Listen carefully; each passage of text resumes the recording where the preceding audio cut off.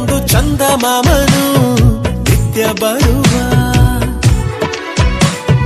ಕಣ್ಣ ಮುಚ್ಚೆ ಕಾಡೆಗೂಡೆ ಆಟ ಆಡುತ್ತಾ ಇಲ್ಲೇ ಇರು